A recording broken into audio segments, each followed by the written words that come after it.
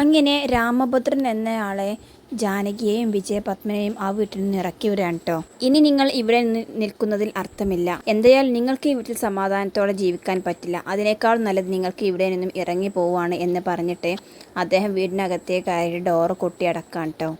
ഇത് കാണുമ്പോൾ ആകെ തകർന്നു നിൽക്കുകയാണ് വിജയപത്മനും ജാനകിയും. കാരണം അവരോട് ഹോസ്പിറ്റൽ വിട്ട് ഒരുപാട് ആശ്വാസത്തോടും സന്തോഷത്തോടും കൂടിയായിരുന്നു ആ വീട്ടിൽ വന്നിറങ്ങിയിരുന്നത്. പക്ഷേ ഇപ്പോൾ അവർ പ്രതീക്ഷിക്കാത്തതിൻ്റെ അപ്പുറം നടന്ന ഷോക്കിലാണ് കേട്ടോ.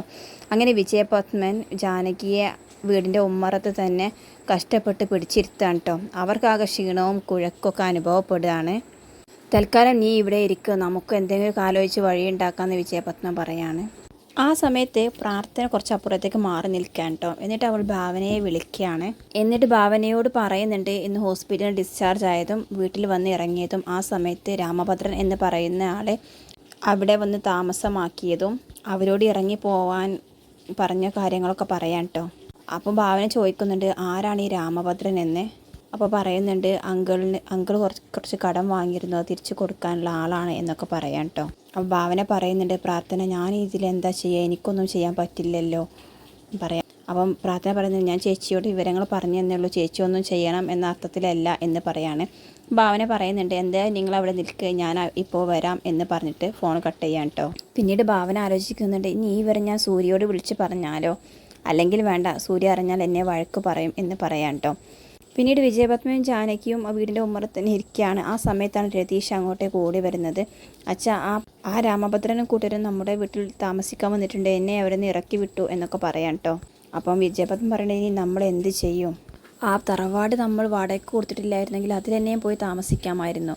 ഇനിയിപ്പോൾ ആ വാടക കൊടുത്തവരെ പെട്ടെന്ന് ഒഴിപ്പിക്കാനൊന്നും പറ്റില്ലല്ലോ എന്ന് പറയാണ് വിജയപത്മൻ. ഇതിനിടെ ജാനകി പറയുന്നുണ്ട് പപ്പേട്ട എനിക്കൊന്ന് കിടക്കണം, വല്ലാത്ത ക്ഷീണമെന്ന് പറയുന്നുണ്ട്. എടാ നീ എന്തെങ്കിലും ഒരു വഴി കണ്ടുപിടിക്കുക, നമുക്ക് തൽക്കാലത്തിനൊന്ന് കിടക്കാൻ എന്ന് പറയുന്നുണ്ട് കേട്ടോ. അപ്പോൾ രതീഷ് പറയാണ് ഇനി ഒരേ വഴിയേ ഉള്ളൂ, ആ പണം തട്ടിക്കൊണ്ട് പോയവരെ കണ്ടുപിടിക്കുക, അല്ലാതെ വേറെ എന്ത് ചെയ്യാമെന്ന് പറയാണ്. അപ്പം വിജയപത്മ പറയുന്നുണ്ട് അവരുടെ പിന്നാലെ പോലീസുണ്ട്, അത് എത്രയും പെട്ടെന്ന് കണ്ടുപിടിച്ചോളും. അപ്പോൾ രതീഷ് പറയുന്നുണ്ട് വാ അച്ഛൻ നമുക്ക് ഇവിടെ കയറി അങ്ങ് താമസിക്കാം, അവരെ നമുക്ക് മൈൻഡ് ചെയ്യേണ്ടെന്ന് പറയാണ്. അപ്പോൾ വിജയപത്മ പറയുന്നുണ്ട് അത് എനിക്കും അറിയാഞ്ഞിട്ടല്ല, പക്ഷേ ബാക്കിയുള്ള രണ്ട് പേർ ഇവനേക്കാളും ഡേഞ്ചറാണ്, അവർക്ക് വെട്ടൊന്ന് തുണ്ടം രണ്ട് എന്ന രീതിയിലാണ് കാര്യങ്ങൾ തീരുമാനിക്കുന്നത്. അതുകൊണ്ട് തന്നെ അമ്മയും കൊണ്ട് ഈ വീട്ടിൽ താമസിക്കുന്നത് സേഫ് അല്ല. നിന്റെ അമ്മക്ക് BP കയറിയാൽ പിന്നെ കൂടുതൽ വഷളാവും കാര്യങ്ങൾ, ഇനിയിപ്പോൾ എന്ത് ചെയ്യും എന്ന വിഷമത്തിലിരിക്കാണ്ട് അവർ 3 പേരും. ആ സമയത്താണ് അങ്ങോട്ടേക്ക് ഭാവന വരുന്നത്. ഭാവന വന്നിട്ട് ചോദിക്കുന്നുണ്ട് എന്താ വലിയ പ്രശ്നം, ആരാണ് അയാളെന്ന് ചോദിക്കുകയാണ്. അപ്പോൾ വിജയപത്മൻ പറയുന്നത് ഇത് രാമഭദ്രൻ, അയാൾ ഞങ്ങളെ ഇറക്കി വിട്ടിരിക്കുകയാണെന്ന് പറയാണ്. അപ്പോൾ ജാനകി പറയുന്നുണ്ട് ഭാവന സ്വന്തം വീട്ടിൽ ജീവിക്കാനുള്ള അവകാശം ഞങ്ങൾക്ക് നിഷേധിക്കപ്പെട്ടിരിക്കുന്നതാണ് ഇയാൾ, ഇനി എന്ത് ചെയ്യണമെന്ന് ഒരു പിടുത്തവുമില്ല എന്ന് പറയാണ്. അപ്പോൾ ഭാവന ഞാനൊന്ന് ചോദിക്കട്ടെ എന്ന് പറഞ്ഞിട്ട് വാതിൽ തട്ടി വിളിച്ചിട്ട് രാമഭദ്രനെ പുറത്തേക്ക് വരുത്തുകയാണ്. എന്നിട്ട് രാമഭദ്രനോട് ചോദിക്കുന്നുണ്ട് സർ എന്താണ് ചെയ്തത്, ഇതൊക്കെ ശരിയാണോ എന്ന് ചോദിക്കാൻ കേട്ടോ. അപ്പോൾ അയാൾ ചോദിക്കുന്നത് നീ ഭാവനയല്ലേ, എന്താണ് ശരിയെന്ന് നീ നിൻ്റെ വലിയച്ഛനോട് തന്നെ ചോദിക്കുമെന്ന് പറയാണ്. എന്നിട്ട് ഭാവന ചോദിക്കുന്നതിന് എന്താ വലിയ കാര്യമെന്ന്. അങ്ങനെ വിജയപത്മൻ കാര്യങ്ങളൊക്കെ പറഞ്ഞു കൊടുക്കാൻ കേട്ടോ. ആ ബിസിനസ് തുടങ്ങിയതും അതിൽ ബാക്കിയുള്ളവരൊക്കെ ഷെയർ പങ്കാളികളാക്കിയതും അങ്ങനെ എല്ലാ കാര്യങ്ങളും ഭാവനയോട് പറഞ്ഞു കൊടുക്കുകയാണ്. അവസാനം പറയുന്നുണ്ട് പറ്റിപ്പോയി ഭാവനെ, ഒരുപാട് ലാഭം കിട്ടുമെന്ന് കേട്ടപ്പോൾ വീണു പോയതാ ഞാൻ, ഇങ്ങനെയൊന്നും സംഭവിക്കുമെന്ന് ഞാൻ സ്വപ്നത്തിൽ പോലും കരുതിയിട്ടില്ല എന്ന് പറയാൻ കേട്ടോ. അപ്പോൾ ഭാവന ചോദിക്കുന്നുണ്ട് വല്യച്ഛൻ ഈ കാലത്ത് തന്നെയല്ലേ ജീവിക്കുന്നത്, എത്ര വാർത്തകളാണ് ഇങ്ങനെയൊക്കെ കേട്ടിക്കൊണ്ടിരിക്കുന്നത്. അപ്പോൾ ഭാവൻ ചോദിക്കുന്നുണ്ട് നിങ്ങൾ പോലീസിലൊന്നും പരാതിപ്പെട്ടില്ലേ എന്ന് ചോദിക്കുകയാണ്. അപ്പം അതൊക്കെ പരാതി കൊടുത്തിട്ടുണ്ട്, പക്ഷേ രാമഭദ്രനും കൂട്ടരും എൻ്റെ കയ്യിലാണ് റെഡി ക്യാഷ് എടുത്ത് തന്നത്, അതാണിപ്പോൾ ഇങ്ങനെ സംഭവിച്ചത്, എന്താണ് ഇതൊക്കെ എന്നൊക്കെ പറയാൻ കേട്ടോ ഭാവന. പിന്നീട് ഞാൻ സംസാരിച്ച് നോക്കാം എന്ന് പറഞ്ഞിട്ട് രാമഭദ്രൻ്റെ അടുത്ത് പോയിട്ട് പറയുന്നുണ്ട് സർ ഇവർക്ക് കുറച്ച് ദിവസം സാവകാശം കൊടുക്കണം, വല്യമ്മ ഒരു പേഷ്യൻ്റാണ്, അതോട് ഇവരെ താമസിപ്പിക്കാൻ സമ്മതിക്കണം എന്നൊക്കെ പറയാണ്. അപ്പോൾ അദ്ദേഹം പറയുന്നുണ്ട് എനിക്ക് വേറെ വഴിയില്ലാത്തതുകൊണ്ട് ഭാവന, കടക്കാർ എൻ്റെ വീട്ടിൽ വരുന്നതിന് വേണ്ടിയിട്ടാണ് ഞാൻ ഇവിടേക്ക് മാറിയത്, ഇവരുടെ താമസിക്കുന്നതിൽ എനിക്ക് സന്തോഷമേ ഉള്ളൂ, കാരണം കടക്കാർ വരുമ്പോൾ ഇവർ ഉത്തരം പറഞ്ഞോളല്ലോ എന്നൊക്കെ പറയാൻ കേട്ടോ. ഇവരുടെ സംസാരത്തിൽ നിന്നും ഭാവനയ്ക്ക് മനസ്സിലായി ഇവർ ഇവിടെ നിന്നും ഇറങ്ങി പോകാനുള്ള ഒരു സാധ്യതയും കാണുന്നില്ല എന്ന്. അങ്ങനെ അവസാനം ഭാവന പറയാണ് ഈ ഒരു അവസ്ഥയിൽ വല്യമ്മക്ക് മനസ്സിനും ശരീരത്തിനും ഒരു ആശ്വാസമാണ് വേണ്ടത്, അത് ഇനി ഇവിടെ കിട്ടുമെന്ന് തോന്നുന്നില്ല, മാത്രവുമല്ല പ്രാർത്ഥനയുടെ ഒരു ഗർഭിണിയാണ്. അവൾക്കും ഈ അവസ്ഥയിൽ ഇവിടെ തുടരാൻ പറ്റില്ല. അതുകൊണ്ട് നമുക്കൊരു കാര്യം ചെയ്യാം. പ്രാർത്ഥനയും രതീഷും പ്രാർത്ഥനയുടെ വീട്ടിൽ പോയി നിൽക്കട്ടെ. നിങ്ങൾ രണ്ടുപേരും എൻ്റെ കൂടെ എൻ്റെ വീട്ടിലേക്ക് വരൂ എന്ന് പറയാണ്. അപ്പോൾ ആദ്യം രതീഷ് ഇത് പറ്റില്ല എന്ന് പറഞ്ഞെങ്കിലും ഭാവന തിരിച്ചു ചോദിക്കുന്നതിൽ അവൻ വായ മൂടുകയാണ് കേട്ടോ. പിന്നീട് വല്യച്ഛനും വല്യമ്മയോടും അവരുടെ അഭിപ്രായം ചോദിക്കുന്നുണ്ട്. അങ്ങനെ അവരും ഭാവനയുടെ കൂടെ വീട്ടിലേക്ക് വരാമെന്ന് സമ്മതിക്കുകയാണ്. അങ്ങനെ ഭാവന അവരെയും കൂട്ടി വീട്ടിലേക്ക് പുറപ്പെടുകയാണ് കേട്ടോ. ജാനകി ആവട്ടെ പിന്നിലേക്ക് തിരിഞ്ഞു നോക്കി അവരുടെ വീടിന്റെ അവസ്ഥ കണ്ടിട്ട് കരയാണ് കേട്ടോ. പിന്നീട് കാണിക്കുന്ന സൂര്യയുടെ വീടാണ്. സൂര്യയോട് ജയ വന്നിട്ട് ചോദിക്കുന്നുണ്ട്, എന്താടാ ഭാവന വരാന്ന് പറഞ്ഞിട്ട് ഇതുവരെ കണ്ടില്ലല്ലോ എന്ന്. അപ്പം സൂര്യ പറയുന്നുണ്ട്, അത് അവരുടെ വല്യമ്മയെ ഇന്ന് ഹോസ്പിറ്റലിൽ നിന്ന് ഡിസ്ചാർജ് ആയി വീട്ടിൽ പോയിരുന്നു. അവിടെ ചില സാമ്പത്തിക പ്രശ്നം മൂലം ചില പ്രശ്നങ്ങളുണ്ടായി അവർക്ക് വീട്ടിൽ കയറാൻ പറ്റിയിട്ടില്ല. അപ്പോൾ ഭാവന അവിടെ സഹായിക്കാൻ വേണ്ടി അവിടെ വരെ ഒന്ന് പോയിക്കാണ്, വൈകി വരൂ എന്ന് പറഞ്ഞിട്ടുണ്ടായിരുന്നു എന്ന് പറയാം കേട്ടോ. ഇത് കേൾക്കുമ്പോൾ ജയ പറയുന്നുണ്ട്, അവൾക്ക് എന്തിൻ്റെ കേടാ, അവർക്ക് എന്ത് പ്രശ്നമുണ്ടായാലും അവളാണോ എല്ലാം പരിഹരിക്കാൻ പോകുന്ന ആള് എന്നൊക്കെ ചോദിക്കുകയാണ്. ഇത് കേട്ട് ദേവൻ അങ്ങോട്ടേക്ക് വരുന്നുണ്ട്. എന്താ പ്രശ്നം ചോദിക്കുകയാണ്. അപ്പോൾ സൂര്യ പറയുന്നുണ്ട്, വിജയപത്മന് സാമ്പത്തികപരമായിട്ട് എന്തൊക്കെയോ പ്രശ്നങ്ങളുണ്ട്, അതുകൊണ്ട് ഭാവനയെ വിളിച്ചതുകൊണ്ട് എന്തോ ഒരു ആവശ്യത്തിന് വേണ്ടി ഭാവന പോയിരിക്കുകയാണെന്ന് പറയാണ്. ഇത് കേട്ടതും ദേവൻ ചോദിക്കുന്നുണ്ട്, അതിന് ഭാവന എന്തിനാണ് അവിടെ പോകുന്നത്, അവൾക്ക് ഇതുവരെ അനുഭവിച്ചതൊന്നും പോരെ. അപ്പോൾ സൂര്യ പറയുന്നുണ്ട്, പ്രാർത്ഥനയാണ് വിളിച്ച് കാര്യങ്ങൾ പറഞ്ഞത്, കാര്യമായിട്ട് ഒരു പ്രശ്നമില്ലെങ്കിൽ ഭാവന അവളെ വിളിച്ചു വരത്തില്ല, എന്തോ ഒന്നുണ്ട് എന്ന് പറയാണ് സൂര്യ. അപ്പോൾ ദേവൻ പറയുന്നുണ്ട്, എന്തായാലും വിജയപത്മന്റെ പ്രശ്നം തീർക്കാൻ അദ്ദേഹത്തിന് തന്നെ അറിയാം, ഭാവനയ്ക്ക് അതിന് തലവെച്ച് കൊടുക്കേണ്ട ഒരു ആവശ്യമില്ലായിരുന്നു എന്ന് പറയാം കേട്ടോ. ഇത് കേട്ട് ജയ പറയുന്നുണ്ട്, ഭാവനയെല്ലാം തന്നിഷ്ടത്തോടെ എല്ലാം ചെയ്യും, ഒരു കാര്യം ആരോടും അഭിപ്രായം ചോദിക്കില്ലല്ലോ എന്ന്. പിന്നീട് ജയ പറയുന്നുണ്ട്, എന്തായാലും അവൾക്ക് കുറച്ചെങ്കിലും ഒന്ന് ചിന്തിച്ചൂടെ, ഇത്രയും ഉപദ്രവിച്ചയുടെ കാര്യത്തിൽ എന്തിനാ വീണ്ടും ഇടപെടാൻ പോകുന്നത്. ഇത് കേൾക്കുമ്പോൾ സൂര്യ പറയുന്നുണ്ട്, അമ്മ ഒരിക്കലും അങ്ങനെ പറയരുത്, അവളുടെ ക്യാരക്ടർ മറ്റാരെക്കാളും അമ്മയ്ക്ക് നന്നായിട്ട് അറിയാമല്ലോ എന്ന്. അപ്പോൾ ജയ പറയുന്നുണ്ട്, എനിക്കറിയും, നിന്നെ ഭർത്താവായി കിട്ടിയിട്ടും അവൾക്ക് വലുത് അവളുടെ കുടുംബക്കാർ തന്നെയാണ്. ഇല്ലെങ്കിൽ പഴയതെല്ലാം മറന്ന് അവൾ അവരോട് അടുക്കാൻ പോവോ, അവളെ വിശ്വസിക്കാൻ കൊള്ളില്ല, അവൾ നിന്നെ ചതിക്കും എന്നൊക്കെ പറയാൻ കേട്ടോ സൂര്യയോട്. ഇത് കേട്ട് സൂര്യ ദേഷ്യത്തോടെ പറയാണ്, ഇല്ല, അവൾക്ക് അങ്ങനെ ഒരു മനസ്സുണ്ടായിരുന്നെങ്കിൽ അവൾ ആദ്യം ചെയ്യേണ്ടത് അമ്മയോടായിരുന്നു, അമ്മ അത്രയ്ക്കും അവളോട് ചെയ്തിട്ടില്ലായിരുന്നോ എന്ന് ചോദിക്കുകയാണ്. അമ്മയല്ലേ എന്നിൽ നിന്നും അവളെ അകറ്റാൻ വേണ്ടി പലതും ചെയ്തു കൂട്ടിയത്, ഞാൻ അവളെ വെറുക്കാൻ വേണ്ടി ഭാവനയ്ക്ക് വേണ്ടി ഒരു കള്ള ഭർത്താവിനെ വരെ അമ്മ വിലക്കെടുത്തില്ലേ, എന്നിട്ട് വ്യാജ മാരേജ് സർട്ടിഫിക്കറ്റ്, വ്യാജ ഫോട്ടോസും, അതുപോലെ തന്നെയല്ലേ പല്ലവിയുടെയും എൻ്റെ കല്യാണത്തിൻ്റെ അന്ന് ആ ഡോക്ടറെ കയ്യിലെടുത്തിട്ട് ഭാവനയെ കൊല്ലാൻ വേണ്ടി മരുന്ന് കൊടുത്തതൊക്കെ ഏർപ്പാടാക്കിയതുമൊക്കെ. ഇതിനിടയിൽ ഭാവനയെ അപായപ്പെടുത്താൻ ശ്രമിച്ചില്ലേ. ഇതെല്ലാം കേൾക്കുമ്പോൾ ജയ നിന്ന് വിയർക്കാണ് കേട്ടോ. അവരാകെ ഷോക്കായി ഒന്നും പറയാതെ മിണ്ടാതെ നിൽക്കുകയാണ്. ഏറ്റവും ഒടുവിൽ എൻ്റെയും ഭാവനയുടെയും വിവാഹം നടന്നാൽ ഞാൻ മരണപ്പെട്ടു പോകുമെന്ന് വരെ അമ്മ ജോത്സ്യനെ കൊണ്ട് പറയിപ്പിച്ചില്ലേ. എനിക്കെന്തെങ്കിലും സംഭവിക്കുമെന്നറിഞ്ഞാൽ ഭാവന ആ നിമിഷം ഈ വിവാഹത്തിൽ നിന്നും പിന്മാറുമെന്ന് അമ്മക്ക് നന്നായിട്ട് അറിയാമെന്ന് എനിക്കറിയാം.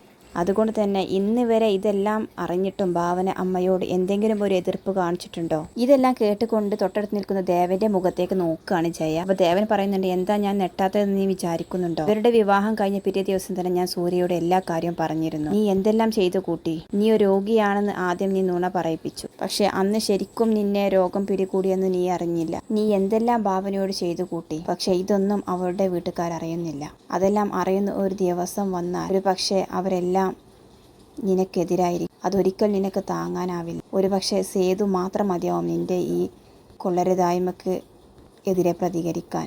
ഇതിനു മാത്രം അവൾ എന്ത് തെറ്റാണ് നിന്നോട് ചെയ്തത്, നീ ഗായത്രിയെ അസഭ്യം പറഞ്ഞപ്പോൾ അവൾ നിന്റെ മുഖത്തടിച്ചതും, അവൾ ഒരു തെറ്റും നിന്നോട് ചെയ്തിട്ടില്ല, പക്ഷേ അതിൻ്റെയൊക്കെ എത്രയോ ഇരട്ടി നീ അവളെ ശിക്ഷിച്ചിരിക്കുന്നു. ഇപ്പോൾ ഞാൻ ഈ വീട്ടിൽ പേടിയോടെ കഴിയുന്നത് കാരണം ഏത് നിമിഷവും ഭാവനയ്ക്ക് എന്തും സംഭവിക്കുമെന്ന പേടി, പക്ഷേ ഭാവനയ്ക്ക് അതില്ല, കാരണം അവൾ എന്നെ വിശ്വസിച്ചാണ് ഈ വീട്ടിൽ കഴിയുന്നത്, ആർക്കും ആരുടെ മനസ്സൊന്നും കാണാൻ പറ്റില്ലല്ലോ അമ്മേ, അതുകൊണ്ട് ഞാൻ അമ്മയോട് അപേക്ഷിക്കുകയാണ്, എന്നിൽ നിന്ന് ഭാവനയെ മുറിച്ചു മാറ്റാൻ ഇനി അമ്മ ശ്രമിക്കരുത് എന്ന് സൂര്യ ജയയോട് പറയാൻ കേട്ടോ.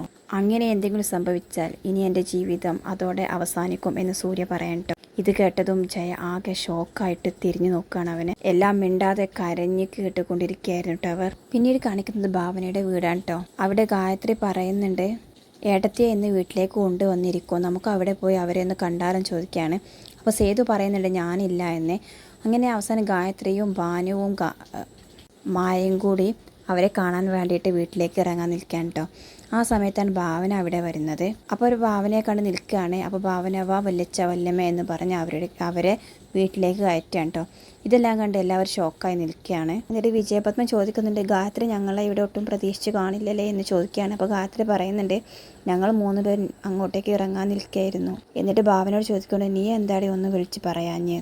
അപ്പോൾ ഭാവന പറയാണ്, എല്ലാം പെട്ടെന്നായിരുന്നു അമ്മേ, വല്യച്ഛനും വല്യമ്മ ഇനി നമ്മളോടൊപ്പം കുറച്ച് ദിവസം ഈ വീട്ടിലുണ്ടാകും. അവർക്ക് അവിടെ താമസിക്കാൻ പറ്റാത്ത സാഹചര്യമാണ് ഉണ്ടായത് എന്ന് എല്ലാവരും പരസ്പരം അങ്ങോട്ടും ഇങ്ങോട്ടും നോക്കാണ്ടത് കേട്ടിട്ട് മായ മനസ്സിൽ വിചാരിക്കണ്ട്, എൻ്റെ ഈശ്വര, ഇനി ഇത് വലിയ പുതിയ അടവുമായിരിക്കുമോ വല്യമ്മയുടെ. ഇത് കേട്ട് ജാനകി പൊട്ടി കരയാണ് കേട്ടോ.